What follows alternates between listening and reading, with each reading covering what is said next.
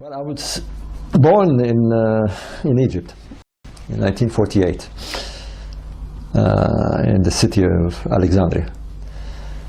But I'll say immediately, although with great sorrow, I'm not an Egyptian. A lot of people assume automatically that if you're born in Egypt, you're Egyptian. The sad thing about Egypt is that you're always a non-Egyptian if you're not by blood, which is a problem, but never mind. I'm born from a family of my father's side were Belgians. They immigrated to Egypt in the 1890s. And my mother's side, Maltese. Alexandria had a very, very large foreign community, about 250,000 in the post-war, in the 1940s, 50s. Big cosmopolitan city. It has always been a cosmopolitan city from the day of its foundation by Alexander the Great. But it regenerated itself in the pre-war days, mainly because of the establishment of the modern Egyptian state after the Napoleonic invasion. And many, many foreigners came to settle there. I'm 3 generations in Egypt. And so I grew up there and went to school there and went to an English school. I left when I was 19. And I went to England. First with a little stop in Switzerland, where my brother was living. And I came to complete my studies, which took me till 1973. In those days, in my family, you either became an architect or an engineer. It was the route that we took. I decided to go into construction engineering. I did it at the South Bank Polytechnic in London. And that's it, you know, I was ready to do a career in the construction industry, which in a curious way, I found myself taking overseas jobs. Partly because I wanted to travel, and partly because I spoke languages. I spoke Arabic fluently, so it was easy for me. In those days, there was a big boom in the building industry in the Middle East, the oil boom, and so it was easy to get good jobs. And I started off with going to Oman. I was there for 5 years. Eventually, I found myself in Saudi Arabia on a very senior posting. I was 33 at the time. And quite frankly, minding my own business in Egyptology. I mean, it wasn't my thing at all. I had a vocation like everybody else. I got interested. I read books about the pyramids, but that's about it. Until as things happen. I call it my, although I don't compare myself to Isaac Newton, I still call it the apple that fell on my head. And I'm a great believer that things occur all the time, but we just don't pay attention. Everybody knows about the apple that fell on Newton's head. I don't know if it's a true story or not, but it typifies the reaction of one man who asked the right question: why did it fall? I happened to go to Egypt from Saudi Arabia to visit my mother, who was still living there, and I took a diversion before going to Alexandria. I went to the Cairo Museum. You know, when you live in Egypt, you just don't do these things, you know. Tourists go and see the pyramids, not the Egyptians. So it was an odd thing for me to do, but I don't know, it's something took me there. And I went into a room where they kept the relics of the pyramid builders. It's very little. As you may know, very little has been found of the great pyramid builders. And there was on the wall a picture, a photograph, a very large photograph, taken by the Egyptian Air Force in the 1950s, which showed a direct overhead of the 3 pyramids of Giza. And I recall I had, in those days, I'm talking 1981 here, 82, I can't remember exactly, where, you know, there was no internet, there was no fax. I mean, you know, faxes were being introduced then, you know, so a very different world. And it sounds strange for us to say you know, I was surprised to see an aerial photograph, but you didn't see aerial photographs commonly in those days, you know, let alone satellite photographs. So to me it was a novelty. I mean, I'd never seen them from the air that way. And I had an old, well, now it's old, I had a nice Olympus camera with a black and white film in it, and I took a picture. And that was it, you know. I returned to Saudi Arabia, developed, and I had forgotten about it until I developed the film. And it just was one of those things. And I was surprised that nobody had raised that question, like Newton's question. I saw 3 pyramids, 2 very large ones. They were clearly on a diagonal line. The base of the pyramid is a square. So you had 2 squares running along the diagonal. The 3rd pyramid was much smaller, which in itself was intriguing, and offset to that line, to the east or left side. And that was it. You know, I asked the question, why did they do that? The question that first nagged me was why the 3rd pyramid was smaller. You know, all I'd read about from Egyptologists was that these kings who built pyramids were megalomaniacs, and they mobilized their country, and they were, you know, so why would the 3rd builder advertise a smaller pyramid? Because it's called a small pyramid. I mean, you know, it's diminutive. You know, people who go and see the pyramids of Giza, they say, oh, 2 big ones, 1 small. It's not small, it's 65 meters high. But if you put it next to these giants that are 140 meters plus, then it does look small.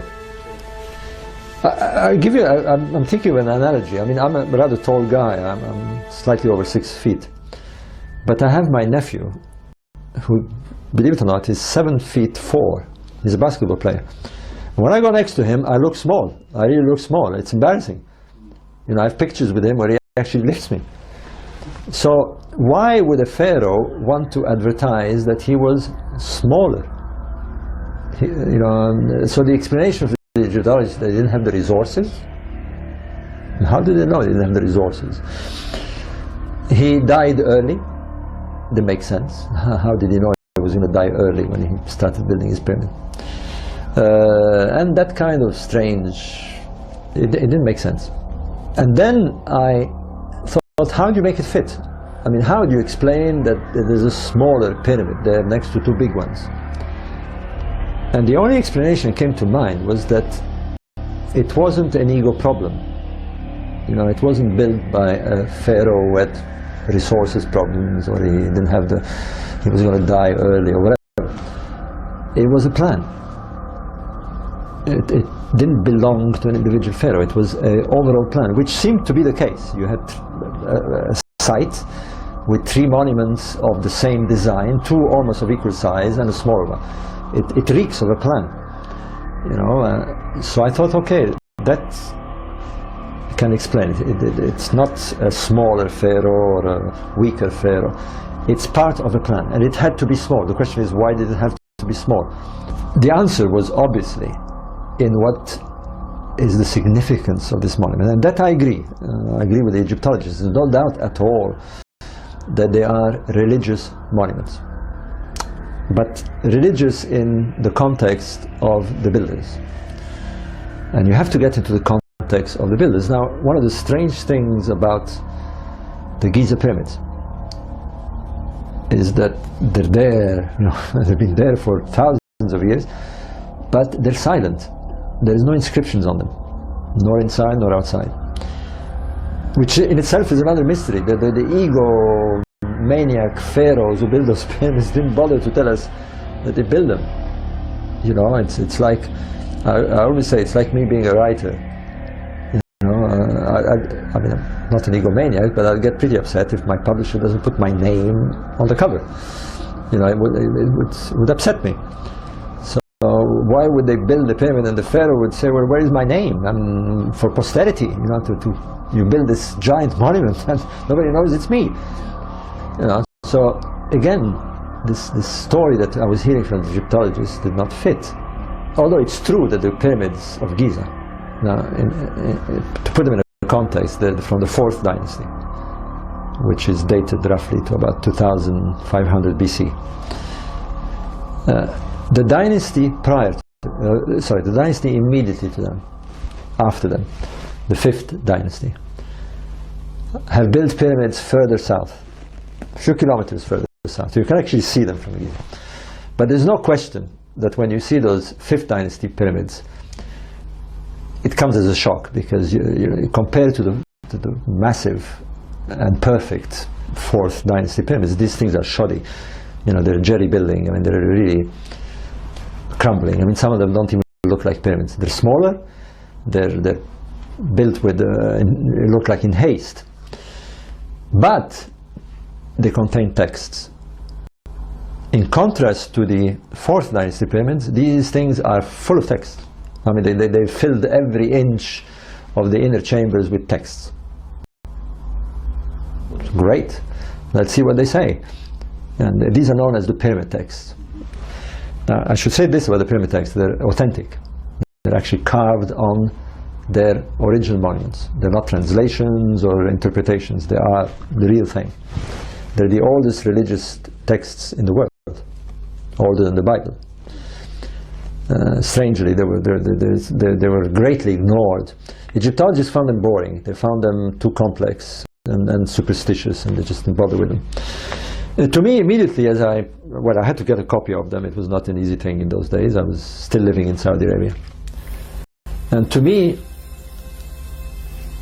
the minute you read those texts, the minute you look into those texts, it's very obvious. They're entirely to do with the desire of the king to go to the sky, to ascend to the sky after he dies. It's full of statements. Now, of course, they're 5,000 years old. They were not meant for you and me to read. They were very occult. They were very private. They probably were not to be seen by other than the king himself and the high priests. And they were sealed inside the pyramid. So, you know, no wonder they're complicated. But there are, you know, there is a logical way to approach them. Now, there's been very good translations of them. And, today we have some excellent translations since the 60s. They were discovered, by the way, in the 1880s. So prior to that, Egyptologists would say the pyramids are mute, they don't speak, you know. Well, here they are, they were eloquently filled with texts. And you can categorize them in, I've done this. I mean, what I did was take what I call direct statements. I mean, the king goes to the sky, that's no ambiguity, no? The king wants to become a star, you know, and so I put what was direct statements, then what I call second level, third level, where it finally gets very obscure, because they use metaphors that we don't know what they mean. Now, as an example, because, you know, we accept metaphors for granted when we know them. I mean, when we read the New Testament, for example, you know, we say the Lamb of God gave his blood. So if you don't know who the Lamb of God is, you really don't get it. So, you know, you've got to realize that they do use metaphors like this in these ancient texts, and there's a point where you have to abandon it. You just can't get through. But there is no doubt that when you read those texts, the king wants to go to the stars. He wants to become a star.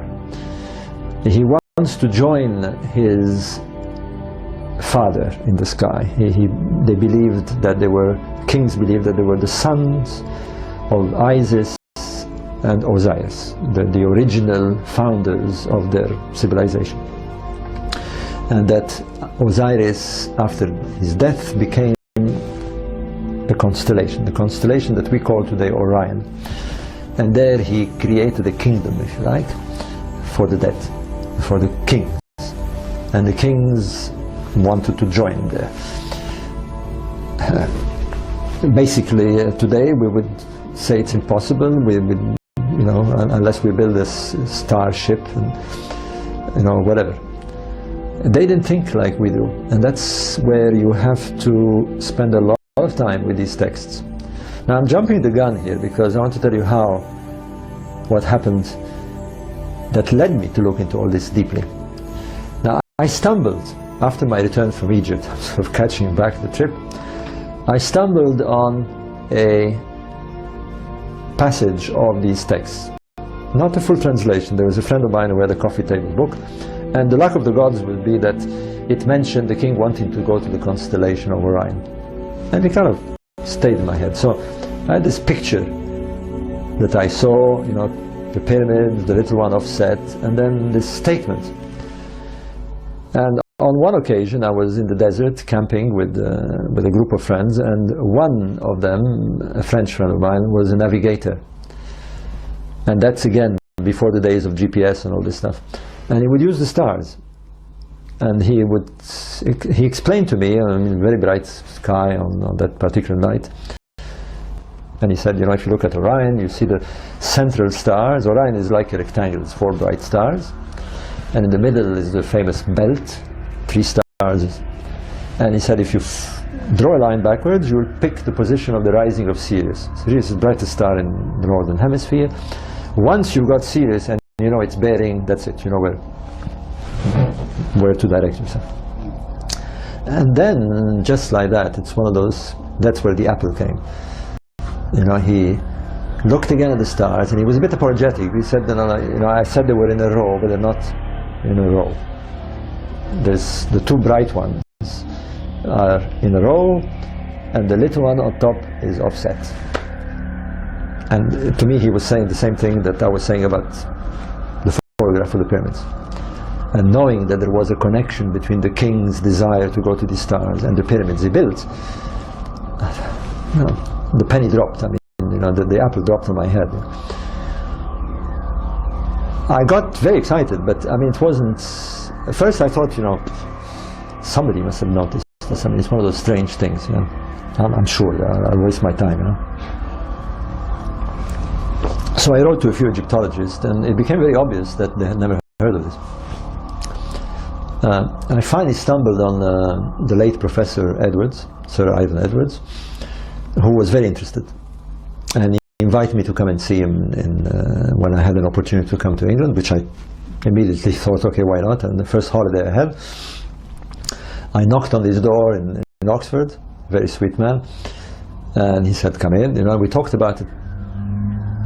And he told me something that I didn't know. He told me that indeed the Egyptologists had known of a direct connection, not just with the texts, but with the pyramids of Giza, with the Great Pyramid. That inside the king's chamber were shafts, narrow shafts, and one of them had been worked out by Egyptologists and astronomers to have pointed to Orion's belt at the time of the construction of the pyramids. And I thought, well, there you are. I mean, you know, what more do we want? You know, and as I got more into this subject, I discovered something else, which to me was utterly puzzling, because the Egyptologists insisted that the kings who built those pyramids were following the sun cult, that they believed that the pyramids were solar symbols, that they represented the rays of the sun shining down or something like that, or staircases leading into the sun. But as you read the pyramid text, it's very obvious that the king did not want to go to the sun. The sun was the sun god. He wanted to become a star. There's no question about it. On top of that, not the Giza pyramids, but there are pyramids of the same dynasty, one at Abu Ruash, built by the son of King Cheops of the Great Pyramid, and one built by Pharaoh on the other side, north, just a few kilometers, a 4th dynasty pharaoh called Nebka. And here it was. The kings gave names to their pyramids. They identified themselves with the pyramid. They saw themselves as themselves being part of the pyramid. And they named the pyramid. And they named them as a star. The one in Abu Ruash is called Jedefra, is a star. And the one in Zawiyat al-Aryan is called Nebka, is a star. So what more do they want? The pyramids are identified as stars. The king wants to go to the stars of Orion. there is a shaft pointing to Orion's belt, and the pyramid on the ground looks like Orion's belt. I mean, it looks like a duck, it walks like a duck, it quacks like a duck. It must be a duck. And so I thought, I'm going to publish this. And I did. I mean, I eventually, through contacts with Professor Edwards, I published an article, actually a series of articles, in 1987 to 89. And that's it. I mean, I thought I've done my job, you know, I've downloaded it from my mind and let them do what they want to do with it. But I wasn't satisfied. I mean, nothing really happened. A couple of letters here and there, you know, but that was it. And I thought, this is strange. I mean, this thing is too important. And you know, it sounds strange for me to say this now, but and I'm much older and I'm much more calmer about these things. But at the time, it's hard to explain, but I felt it was a kind of responsibility. I just could not accept that I'd die and I wouldn't have brought this thing out. You know, it just bothered me, and I had to do it. You know, I had to really push it. And so, well, long story, one thing led to another, and eventually I found myself a publisher. And by the luck of things, at the time when I was about to get started with writing this book for a publisher, a German engineer, Rudolf Ganterbeck, explored the shafts of the Great Pyramid. And he found a little door, a famous little door at the end of one of these shafts. So there was big news about this, and the whole thing took fire. To me, it was one of those huge 360 degrees situation. I mean, from one day to the next, I became the star pyramid man. You know, my life changed completely. I always remember this. The BBC did a major documentary on it, and I went the next day to London with my wife, and we were visiting some friends, and I stopped in Piccadilly Street, and I wanted to buy some flowers, and the seller said, "Oh, you're the pyramid man," and I thought, my God, you know, I mean, what have I done?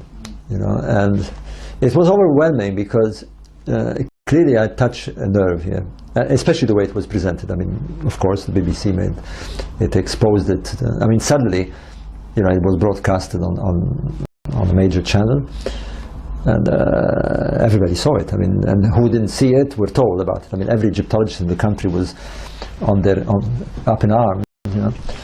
And suddenly I found myself overwhelmed by this. I mean, there was a lot of anger, and Egyptologist so-and-so in this newspaper was saying I was a charlatan, and you know, it went out of control for a while.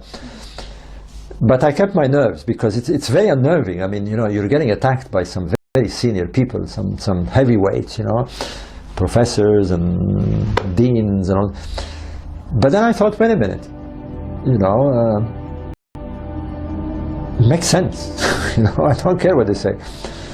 You know, now I use very different approaches. I mean, you know, they were the experts were commenting. You know, they were, and finally I said, well, wait a minute, I'm the expert. I'm the expert on this one. You know, why should I be intimidated by the expert? You know, and frankly, they were coming up with very annoying criticism. First, they did the personality thing. I mean, I wasn't an Egyptologist, and I didn't know what I was talking about, and you know, he's a charlatan, and you know, believe me, I was called a lot of things. And there was some instance where it got very nasty. I mean, in Egypt, I was called a Jewish supporter, a Zionist, and here I was called an anti-Semitic for some reason. I don't know. It all went berserk. Why did it end up having anything to do with the Jews?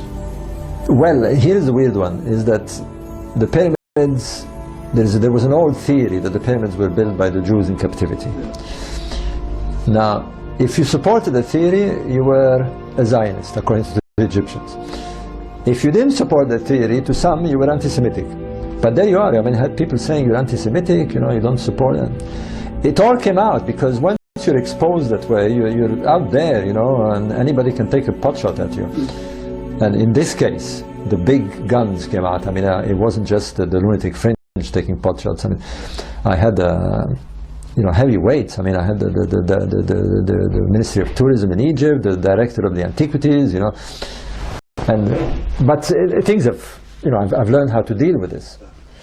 You know, and the funny thing about this, I mean, I began to see, I mean, I was getting angry because I began to see that there was a kind of auto da fe here. I mean, not only they wanted my blood, but their arguments were very almost inquisitional. I mean, strange arrogance that came out. I'm not saying in general. I mean, there are some nice Egyptologists and some, but I was astounded. For example, this business about the door. You know, there could be a chamber at the end of this shaft. Maybe there isn't. We don't know. But I had the German director of the German Archaeological Institute who was responsible for this exploration, and I remember sitting next to him with the BBC, and this man quite happily said, there is nothing behind this door. And I remember the BBC guy, you know, taking notes, and so I gave him a nudge. I said, ask him, how does he know? It didn't occur to him, because it's funny how it doesn't occur to people to ask these authorities. They take them for granted. So I said, ask him how he knows there's nothing behind the door. And he said, why do you ask me? I said, well, I mean, how do you know there's nothing behind the door? And all he could say, after getting green and red in the face, was, because I am an expert. I said, you know, I'm Professor so-and-so. So I said, it's not good enough. So I began to see this kind of strange world that I thought academics were very broad-minded and liberal, but there was such a lot of backstabbing, a lot of refusal when things were so obvious. So, you know, I use phrases now like, you know, they can bring me 100 Egyptologists if I'm concerned. You know, I tell them, it doesn't matter how many you bring. You know, truth is not democratic. You don't vote on truth, you know. If it's true, it's true. I'm sorry. You know, you can bring me a zillion professors. And that's, you know, and there's a wonderful phrase by the Robert Schoch, who also did a huge controversy over the age of the Sphinx. And he has a lovely one. I mean, he was once shouted during a geological conference. He was shouted down. And one geologist was very angry, and he stood up and he said, there is not a single Egyptologist who agrees with you. You are not following the professionals. And you know what he said? He had a lovely reply. He said, I do not follow the Egyptologists. I follow the science. That's what I follow. And the science tells me that the Sphinx is older. I'm not going to follow the Egyptologists. And he's right. And there's a kind of arrogance that you find at this high level. It's very disconcerting, but you must hold your ground, and it's the way it goes. You know, I mean, we know history. You know, Galileo and all the Darwin. You know, they got their fair share of this. Do you think they get very jealous when people like yourself appear in the media? Yeah, I don't even think it's jealousy. I think it's they really truly begin to believe in their authority, and that's the danger. I mean, you know, it's like the Pope, you know, who believes in his authority. Yeah. You know, until you challenge his authority. I mean, how do you know? You know, he'll tell you. Are there any specific groups which have really taken up what you've discovered? Yeah. Such as like Freemasons, for instance. Are they interested? Yeah, I mean, the public was widely interested in this theory. It still is. I mean, it's a theory that has become, well, almost a household name. I mean, I'm surprised sometimes. I mean, I was renewing my passport at the Belgian consulate a few days ago, and as I walked in, and you know, and they saw my name, said, "Oh, you're a pyramid with Orion." Now, they said the Orion thing now, because, yeah, there's a huge interest because it makes sense. I mean, I know this by experience. I mean, I've been in the business for a long time with this theory. You know, give me 12 people, give me a jury, and I am sure that if you present them the case, as I present, it's very simple. You know, forget about Egyptology, forget about me. You know, let's look at the facts. And if you look at the facts, you will know that the pyramids, especially the Giza pyramids, are astronomically aligned. They're with high precision. They face the cardinal direction. So that alone should tell you that there is something to do with astronomy. The precision of the alignment is such that even the Egyptologists agree you have to use stars. Can't do it with anything else. It has to be a pinpoint of light. Therefore, stars are related to the setting out of these monuments. And then you read that the king wants to go to the stars. And then you find that there is a shaft that pointed to the stars of Orion's belt. And the king wanted to go to specific stars. And then you look at the picture and you say, well, you know, 3 stars, 3 pyramids, 2 large pyramids, 1 offset, small one, 2 stars, 2 bright ones, 1 smaller one offset. You've got a correlation. And then you say, wait a minute, also the way the pyramids are in connection with the Nile, in relation to the Nile, these are the same. They're inclined the same way, they're proportionally the same distance. We've got a correlation here. The question is not whether we got a correlation. The question is whether it is a coincidence. And the evidence that is backed this. Well, if it is, it's one of those incredible things. You know, it just doesn't fit the coincidence. The needle is going into the no coincidence side. It's just one of those. And let me tell you, I mean, I've been with this thing for 25 years. It's not a coincidence. And to ignore it is to me, well, of course, gradually as the dust began to fall and they got, you know, the anger began to dissipate, some Egyptologists began to look into this. And some are open, some at least talk about it. It's been discussed at universities. Where it's taken the right direction is when archaeoastronomers began to look at this. Because frankly, Egyptologists are not the right guys to look at this. You need to know some basic astronomy. You know, you need to understand about precession, for example. You need to understand why the stars look the way they do today and why they change. So that was a problem. Now, my problem was that when you talk to an astronomer, he said, I don't know anything about Egyptology, so I won't talk about it. And when you talk to an Egyptologist, he said, I don't know anything about astronomy, so I won't comment about it. So who's going to comment? You know, the angry guys were commenting. So eventually, there is now a profession. There are chairs at universities that blend the two. We call this archaeoastronomy. People who study archaeology and astronomy at the same time. Because why? It's not just the ancient Egyptians. All the ancient cultures looked at the sky and they have religions related to the sky. Their monuments are aligned to the sky. So you definitely need the input of astronomy. To me, it was very obvious that the minute you brought in the missing key, if you like, the minute you brought astronomy into the equation, it worked. If you're looking at the pyramid text without astronomy, to me it was like looking at the balance sheet of an accountant and refusing to say there are numbers. You know, if you don't understand numbers, then how can you read a balance sheet?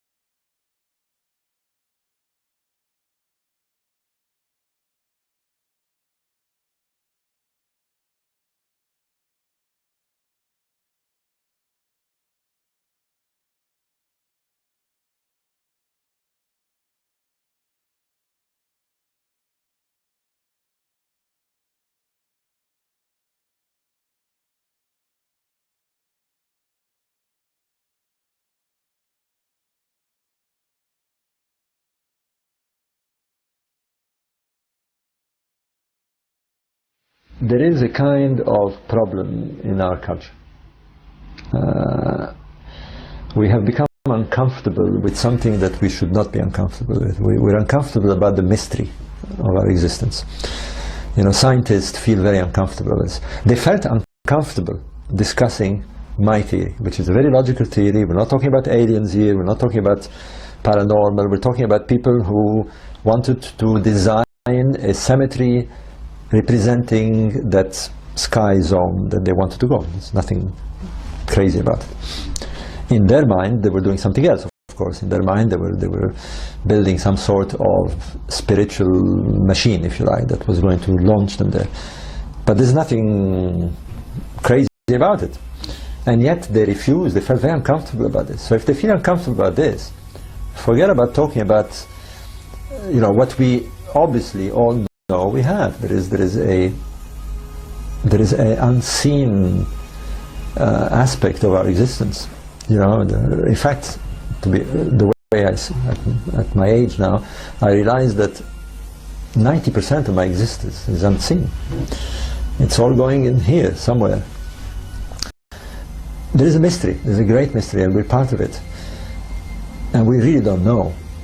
I mean, the other day I was, a couple of months ago, I was invited to give a talk at the Theosophical Society. I'm kind of digressing here to answer your question, because I went to give a talk at the Theosophical Society. I've got a very good friend who you might be interested in, John Gordon. You know John Gordon, the writer, and I'll tell you about him later. Anyway, John Gordon, who is organizes these events, asked me to come and talk. I came from Spain especially to give a talk. And I decided to talk about the cosmology of the ancient Egyptians. I remember I got an immediate reaction from a professional saying you shouldn't call it cosmology, you should call it cosmogony. And I said, why? He said, because it's a religious, subtle difference. Anyway, so I went to give the talk. And I started talking science, you know, and they felt a bit strange. I was supposed to talk about the ancient Egyptians. And I tried to put everything in a context in something like 5 minutes. I'll try and do it for you here, because we tend to forget this. You know, I said, okay, here's what we know. You know, some 20 billion years ago, something happened. Big Bang, an infinitesimal small particle blew up. This universe had been going on for 16 billion years. And not us, not even our solar system existed. Something happened after 16 billion years, some sort of star, and then exploded somewhere, and this solar system forms itself. And for 4.5 billion years, we're not here yet. You know, we come at a very late stage. If you look at that context, you know, the existence of the human race is like that. And the existence of our scientific culture is, I can't even do the speed. I mean, I can't do it fast enough. That's what we are. And yet we think we can explain it. We can't explain nothing.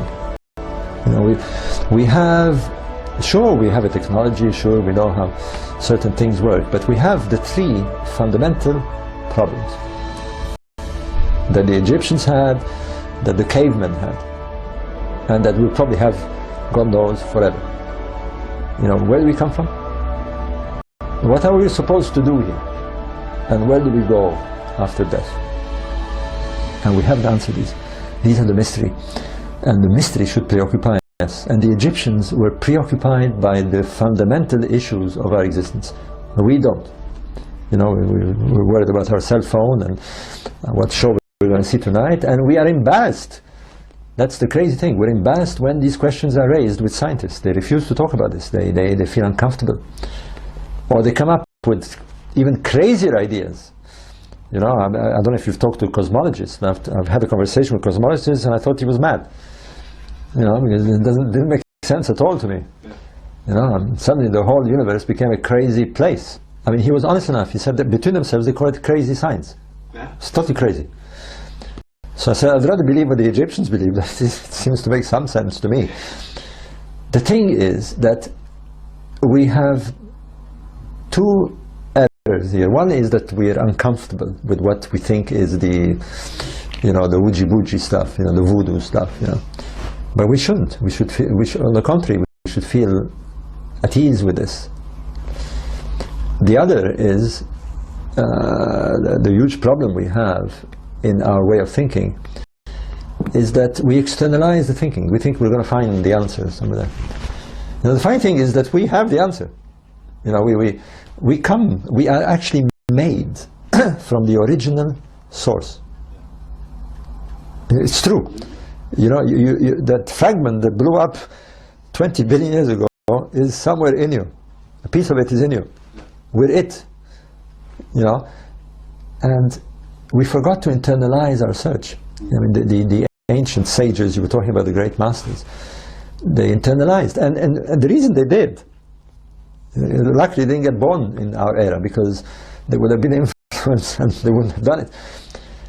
When you don't have a technology, when you don't have a scientific technology, but you have geniuses, you know, that's the funny thing about when you study history and ancient history and prehistory, you know, it's very annoying when you read that they were supposed to be primitives. There is no reason why there wasn't Einsteins and Newtons and geniuses. There were, but they didn't have the scientific technology. They had the same brain, and they used that brain to internalize. They tried to explain somehow their existence by searching inside. And for all we know, they probably arrived closer to the answers than we will with all our technology. So, to answer your question in a roundabout way, yes, I believe in the mystery, and I believe that for some reason I saw this thing. It's as if the king believed that he was going to return to the point of origin, where it all started, and rejoin his clan of gods. And I thought, wait a minute, what do you mean by this first time? He kept talking about a long time before, when the god Osiris had established. And I thought, wait a minute, if they speak of Osiris as being the stars, what would be the first time of these stars? And of course, it brought me to this idea of precession. There is a cycle of 26,000 years. What would constitute the beginning of such a cycle? And as you observe these stars over that long-term cycle, we can do that with a computer, what seems obviously the beginning is when they're at their low, at their nadir, if you like.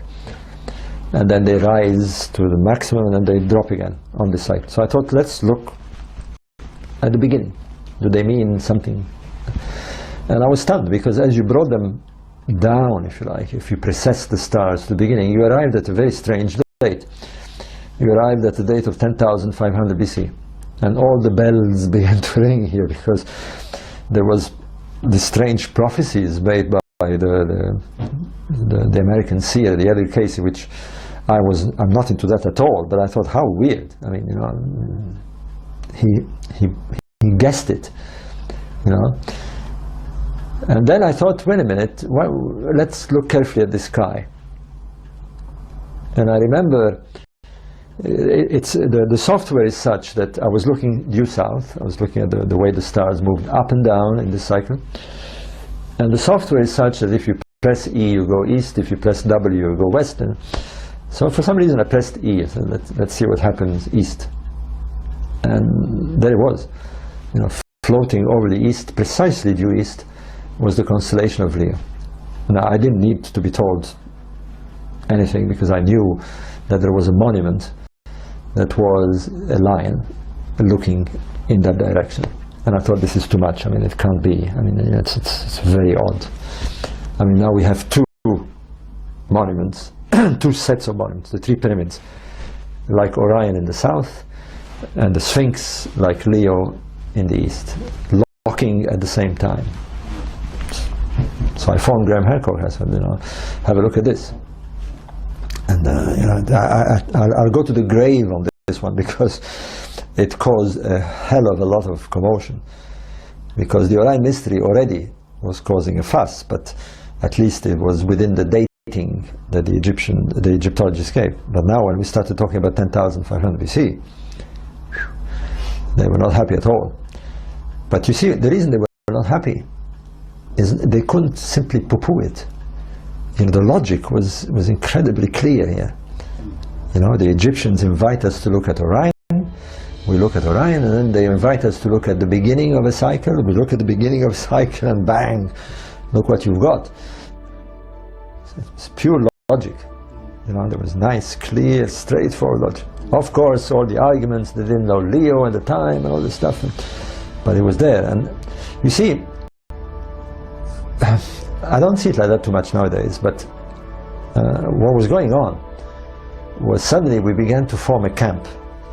You know, we were the alternatives, you know, called an alternative historian. And they were the orthodox. And we realized we were battling. You know, they were, and we began to realize why they were angry, especially with me and Graham Hancock. They were angry because our arguments were solid. Otherwise they wouldn't even bother. You know, and that's what got them angry, is that people would say, well, why do you say they're wrong? I mean, look at the logic, you know. So they got very, very angry, and they just could not knock it. So at one stage we had them on the run, I can tell you. Until they sort of regrouped again, and then they became nasty. You know, they would go and fish around experts, you know, and they would have Professor so-and-so saying, you know, I've looked at this and this is rubbish, you know. But it was a strange situation. So you're kind of pointing out that the Sphinx was either built in... Well, to answer your question, yeah, we wrote another book. And we wrote a book called Keeper of Genesis, which was all about this idea that there was a correlation. If you reconstructed the sky at what you could interpret as the first time that the Egyptians spoke of in the text, this first time of Orion or Osiris, then you had a Cinderella fit. You know, the slipper fitted, this pyramid slipper fitted perfectly.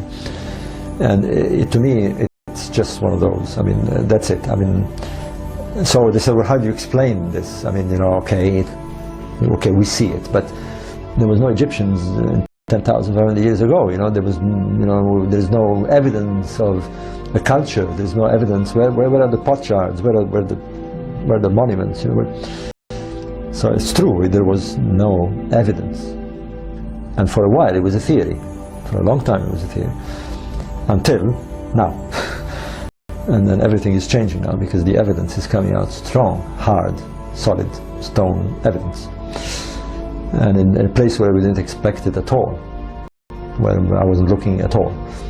And that is the Egyptian Sahara, the western desert of Egypt.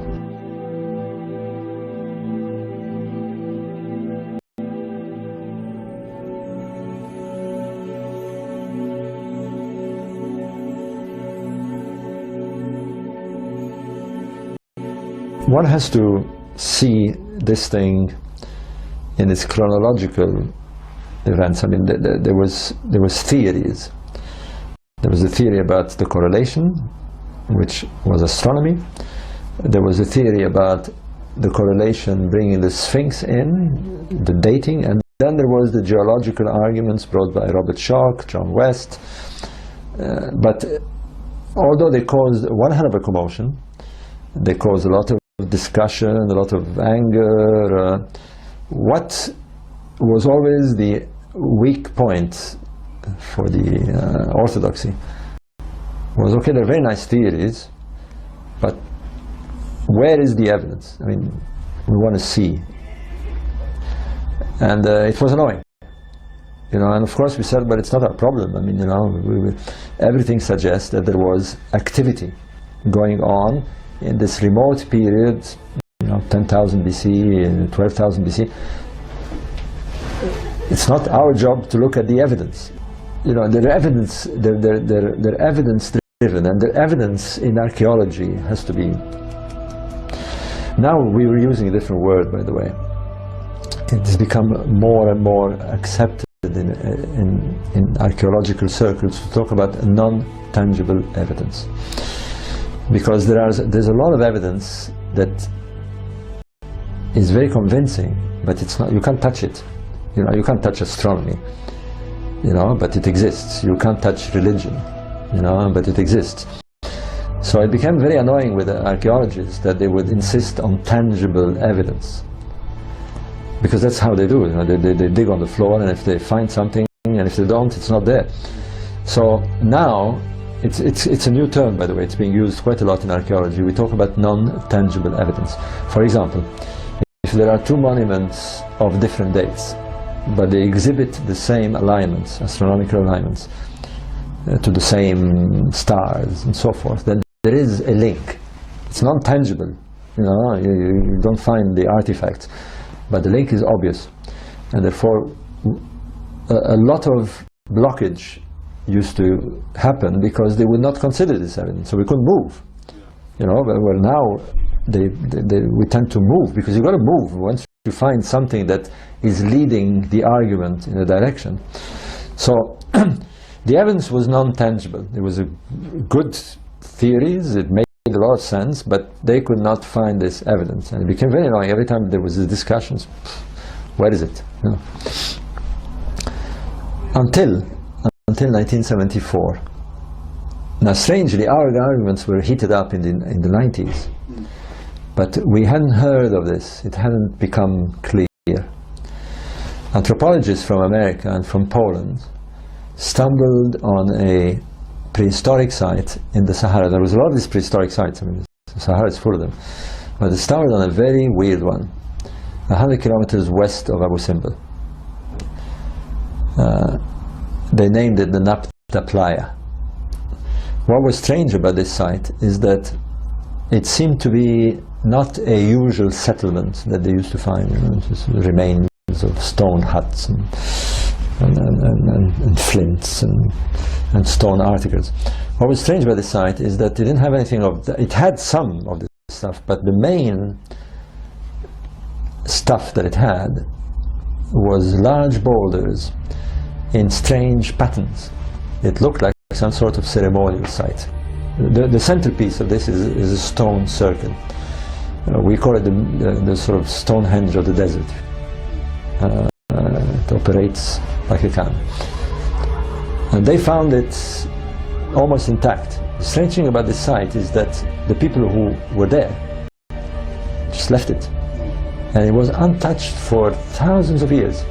We know for sure that it existed in long before the pyramids because of the carbon dating that has been done. We know that the people who were there, whoever they were there from about 8 to 9,000 BC. And they remained there till about 3,500 BC. It's a huge period of time. There is three main elements in this site. And one of them is this stone circle. I want to see it many times. It's not very big. It's about the size of this room. The stones are about this height. And it's amazing. You're looking at something that was put there about 7,000 to 8,000 years ago. Then there are strange conglomeration of rocks, clearly placed by human hands. They're not natural. One of them is obviously the main one. It's a much larger conglomeration, and from it shoots out alignments of stones, like spokes of a bicycle wheel. Yeah? Several of them shoot north, several of them shoot east. Egyptologists didn't pay much attention to this. I mean, they studied it like a normal prehistoric site. They started digging, they started studying the flints and all this business, until one of them said, well, you know, what do they mean, all this stuff? And they had a hunch, it's something to do with the horizon. And of course they knew that the Egyptians of later times practiced this kind of rituals. So they brought an astronomer on the site, a fellow called Kim Malville from Boulder, Colorado. And he immediately noticed, you know, it didn't take him long to realize that there was alignments to the solstices from the stone circle, alignments to the meridian. But it got very intriguing when he looked at the alignments of these spokes, these long rows. They go about 500-600 meters. He concluded, and here's the weird one, he concluded that the alignments in the east pointed to Orion's belt and to Sirius, and he concluded that the alignments in the north pointed to the Plough. These are the three constellations that the pyramid builders used. And suddenly there was a shockwave. You know, it's a bit like the Dead Sea Scrolls. You know, suddenly we had a shock because what we thought was original to the Old Testament, to the New Testament, was not. There was phrases verbatim from previous times. So there we were. I mean, weird. What was even weirder is that there's a third element on this site, which are tumuli, large igloo-shaped conglomeration stones. And when they started digging these, in some of them, they found buried the remains of cows. They were clearly ceremonial. There were cows positioned to face all the same direction. There was a few beads around them. They buried cows. Clearly, yeah, it's very strange. What became even stranger is when they started digging some other of these tumuli, and they didn't find cows. They found even stranger thing. They found that these people, whoever they were, buried huge boulders, single-piece boulders, about 3-4 tons apiece. They went to the trouble of dragging these boulders from a long distance. They would dig a hole about 6 meters deep, and they would cover it. They were totally baffled. I mean, totally baffled. Clearly, it was ceremonial, but the ceremonies were astronomical. Literally looking at the stars and the sun, and the very same stars, you know, Orion's belt, Sirius, and the Plough. Better still, they had been there for thousands of years, and the astronomer Malver concluded they weren't just watching the stars, they were tracking them, because the lines changed direction as the stars move with precession. These people were doing precession and observing precession and tracking it for thousands of years before the pharaohs. So there was something else. And what were the cows doing there? You know, we thought cows were not domesticated. They were domesticated in Asia. These guys had cows. And clearly they had domesticated their cows. Now here's the story of what we know now. In prehistoric times, we're talking about 20, 30,000 years ago, the Sahara was fertile. It had periods of aridity and periods of fertility. When it was fertile, the reason it was fertile is because of the climatic conditions, especially before the Ice Age. As the Ice Age began to break, caused tremendous weather shifts, and in Central Africa, the monsoons that still happen today were very violent, and they would cause this, they still do, they cause the Nile flood every year. You know that the Nile floods every year in summertime.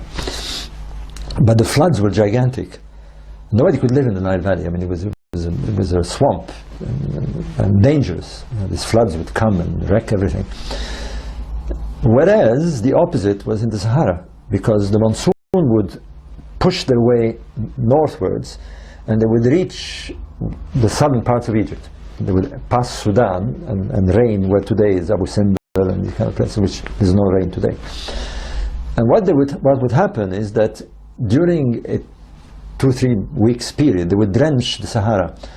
And in the depressions, of course, they would form temporary lakes. It's beautiful pastoral fields, you know. Now, because of that, the nomads of the area, now we don't know where they came from, but there's a very strong case now that they came from the Tibesti Mountains in the Chad. A long time ago. They were black people. They looked like Maasais, very, very slender, very beautiful black people. We don't know when they came, maybe 20, 30,000 years ago. Something drove them into what is today the Sahara. And they settled in certain regions, and they would hunt like they, except when the aridity of the desert began to form, in these periods of aridity, they were forced to move because water was scarce, and when their lakes would dry, they would try and find lakes that still had water. So they were obliged to move. And now, we all agree, I mean the anthropologists agree, even Egyptologists are forced to agree, because they were forced to move, they had to find a way how to navigate. Not only that, they had to carry their food. Distances are enormous. And that's forced them, rather than to hunt, to somehow find a way to take their beasts. And they began to domesticate animals. Cows, goats. So they would literally have walking fridges, if you like, walking larders.